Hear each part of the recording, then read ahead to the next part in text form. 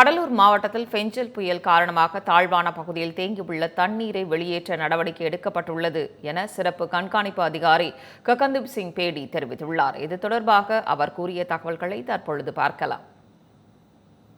ஒரு டோட்டல் இதுவரை around 22 centimetre மழை பெஞ்சது. நேற்று வரை மச் லைட்டர் ரெயின் கடலூர் மாவட்டத்தில் பெஞ்சது.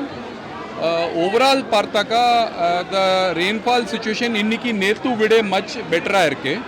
ஸோ இப்போ கவர்மெண்ட்டோட நோக்கம் நம்பர் 1 எங்கெங்கிலிருந்து தண்ணி தானே வடியிலனா அங்கிருந்து குறிப்பாக அர்பன் ஏரியாஸில் மோட்டர் போட்டுட்டு தண்ணி அகற்றப்பட வேண்டும். அது கவர்மெண்டோட நோக்கமாக இருக்கிறது.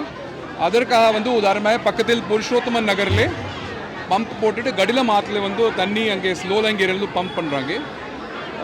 இங்கே கடலூர் நகரத்தில் மாவட்ட ஆட்சியர் ஒரு மாவட்ட ஆட்சியர் மற்றும் கமிஷனர் ஒரு 40-50 என்ஜின்ஸ் கொண்டு பம்ப் பண்ணிட்டு இருக்காங்க. நம்பர் 2 எங்கெங்கே ஃபுட் கொடுக்கணுமா கவர்மெண்ட் முகாமில் இருக்கக்கூடியவங்களுக்கும் அல்லது வீட்டில் இருக்கும்போது கூட இங்கே முகாமில் சாப்பிட்டு விரும்பக்கூடியவங்களுக்கும் சாப்பாடு கொடுக்க சொல்லியிருக்காங்க. அது ஒரு முகாம் வழியாக அது ஃபுட் கொடுத்த அரேஞ்ச்மெண்ட் பண்ணப்பட்டு வருகிறது.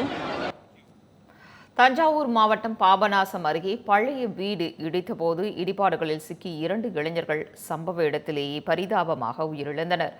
ஐயம்பேட்டை பகுதியைச் சேர்ந்தவர் ஃபைசல் என்பவர் வெளிநாட்டில் பணிபுரிந்து வருகிறார். இந்நிலையில் இவரது பழைய வீட்டை இடிக்கும் பணியில் இதே பகுதியைச் சேர்ந்த மணிகண்டன், மகன் குமார் மற்றும் சில தொழிலாளர்கள் ஈடுபட்டு வந்தனர்.